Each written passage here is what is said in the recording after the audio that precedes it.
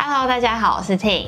大家好，我是 Nick， 欢迎来到澳洲移民系列的第2集。上一集我们提到技术移民的共同点是会依据你的现有条件来计分。今天我们会更深入的来聊所谓的计分系统是怎么运作的，让你看完后也能轻松算出来。当然还有大家很关心的，要几分才有机会获邀呢？那其实要被邀请，除了尽量冲高你的分数以外，也要看澳洲政府目前对你的职业的需求程度，所以平常可以多观察一下趋势，例如每年各州的移民配额啊，或是被邀请的职业和分数。那我们这集也会推荐大家一些网站和工具，希望对你们有帮助。那我们就进入主题吧。澳洲的技术移民主要是用一个叫 Points Test 的系统。一般来说，你要达到至少65分才有资格送出 EOI， 也就是 Expression of Interest。但只是有资格还不够，依据不同的职业，可能需要更高的分数才有机会被邀请。对，所以搞到最后，很多人都狂冲分数，突破100分啊之类的，也完全不少见。至于你想知道你的职业能不能申请技术移民，和可以申请哪种类别，可以参考底下资讯栏的连结，然后输入自己的职业做查询哦。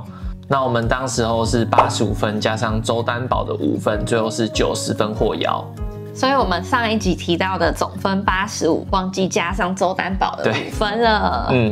好，那我们现在就来拆解一下所有的分数到底是从哪里来的吧。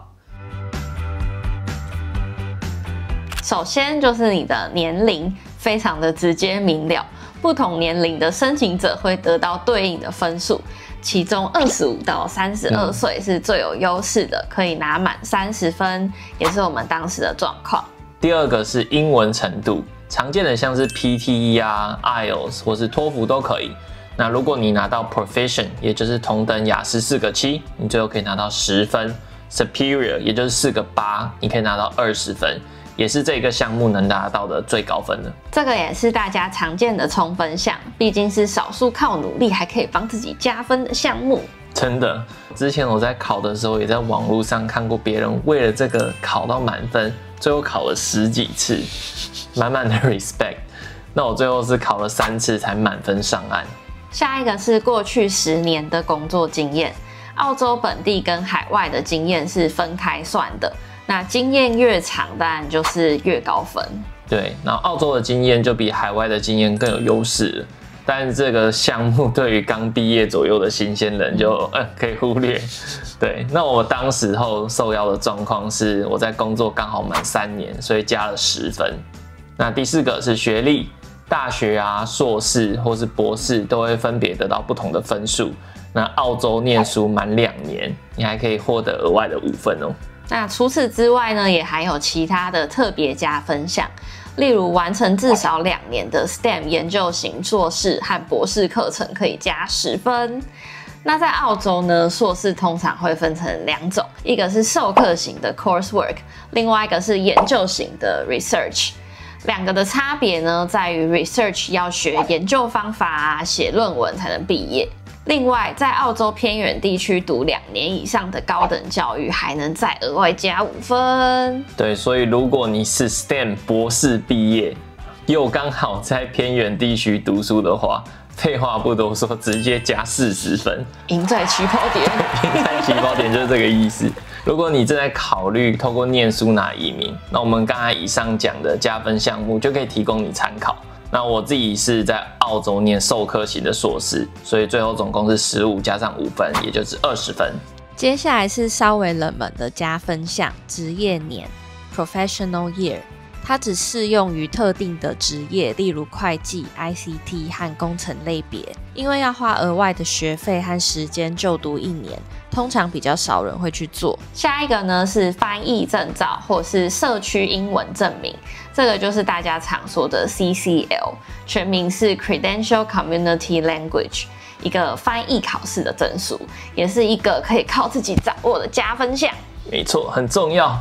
那我自己当时候准备的时候是下班找了一个家教，去比较有效率的去准备这个考试，还好最后也是很幸运的一次过了，然后加了5分。最后一项呢是配偶加分，要加到最高分10分呢，有几种状况，例如说你的配偶是公民或 PR， 或是他具备同份移民清单上的职业评估，加上雅思4个6的英文成绩。那是不是在同一份清单上呢？一样可以上我们刚刚说的那个连结去查。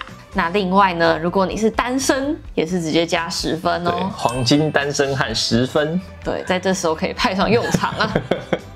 对，但这边要特别注意的是，在澳洲有 de facto 的制度，也就是你同居超过1年，其实就符合事实婚姻了。所以如果你 claim 这个单身的10分，要比较注意，不然之后被抓包就不太好了。那如果你的另外一半不在职业清单上，考到雅思4个6，也是可以帮忙加5分的哦。对，但是超搞笑的是，我们当时候获邀的状况，Tim 他刚好英文成绩过期，所以一夕之间其实没有加到任何的分数。对，所以上次才说获邀的那天午休，我正在准备 PTE 考试。一听到获邀的消息，我就直接快乐的把我的 F 删掉，让你考过一节，真的是不想再考一次。好，那以上就是我们所有的分数来源了。那大家有跟着一起算出自己的分数吗？但我知道每一次你都要对着这种计算表，然后一个一个加的话，真的是有点烦。那为了解决这个问题，这边要来推一个澳洲移民局的连结，让你也可以跟着一个一个的问题依序选择你的状况。那点个可能不到1分钟，其实你就可以轻松算出你的分数了，真的很简单。那大家最想问的问题应该是，到底要几分才能被邀请呢？答案是不一定。对，如果期待一个分数的话，可能要让大家失望，因为其实每个职业都不太一样，而且每次邀请的标准也会浮动。例如有些热门的职业，像会计啊、IT， 分数超高，90分以上还不一定能被邀请。但像高需求职业啊，例如护理、幼教、社工，或者是最近很夯的建筑相关行业，65到70分就被邀请的也不少。通常来说啊，要获邀189签证是最困难的，分数竞争也最激烈。在移民局的网站，其实你可以看到189签证每个 round 邀请的职业和他被邀请的最低分数，但它有一点像是不定期的彩券开奖，他想邀的时候就会邀请，非常不确定。像最近一次的189邀请是在去年的11月7号，总共邀了15000个。Accountant 也就是刚刚提到的会计，它的最低邀请分数是95分，但像 Architect 建筑师则是70分，所以不同的职业其实被邀请的分数是有一定的落差的。那比较可惜的是呢，移民局的网站上面只有189的邀请资讯。但大家如果想知道更多资料的话，现在其实有一个蛮好的工具可以供大家做参考。那从这个网页进来，你就可以在右上角选 Next， 然后按照它的步骤。好 ，Step 1时间，那我们就选择最新的时间。Step 2是签证类别和 EOI 的状态。那我们来看看190，状态是 Large 和 Invited。那 Invited 呢，就代表你收到了190的邀请，但是 Large 呢，代表的是你已经在移民局的网站上递交签证了。所以如果这2个都看的话，你大概就可以知道最新的邀请状况和近几个月的受邀分数趋势。那 Step 3，你想看的栏位，必须老实说，这边有点讨厌的是，就是你只能选择2个栏位来看。那我们今天想看的是，比如说职业和分数，然后右上角一样 Next， 噔噔，你就可以看到目前所有递交申请人的职业和分数的总数了。这边只能选2个栏位，真的还蛮讨厌的。因为你虽然可以看到受邀的职业和分数，但以190来说，你就不知道到底是哪一个州的。所以你如果今天像我们在墨尔本是维州，那你看到一个什么70分，你也不知道说，这70分是哪一州？有可能是北领地，有可能是塔斯马尼亚，都有可能。对，所以它其实不是一个非常完整的资讯。我们有在想说，可能政府单位不太想要让你一次查到这么完整的资讯。好，那我现在来搜搜看我的职业好了。哇，可以发现就是申请的数量真的是蛮少的，算是偏冷门。大家如果有兴趣的话，我们会把网址放在资讯栏哦，可以去看看自己的目标职业现在的受邀状况。另外啊，其实也可以在小红书和脆上面搜寻关键字，看有没有网友或代办机构分享的资讯，可以让你大概知道目前获邀分数的趋势。其实像小红书真的还蛮好用的，我们那时候一直在破里面等着被捞起来的时候，我就时不时会在上面搜寻一些资讯，因为像有一些代办，他一次可能帮很多人办，所以受邀的话，他就会有这一 round 比较完整的资讯，就是不只是分数啊，甚至还有他有没有配偶，或者是他的年薪，就是各类的资讯都会在上面，所以其实也是一个不错的参考工具。对，然后还有一个，其实就是你去看别人目前的状况，你可能就觉得相对比较不孤单，你知道吗？就觉得还有很多人都在一起努力这样。对，我觉得在等待的过程是非常漫长的，有时候有一些其他人的资讯可以让你好，对，我继续加油，对，帮自己增加一点信心，就说我也跟他差不多条件，应该下一个就是我了。澳洲技术移民的计分系统，其实看起来真的是很多细项。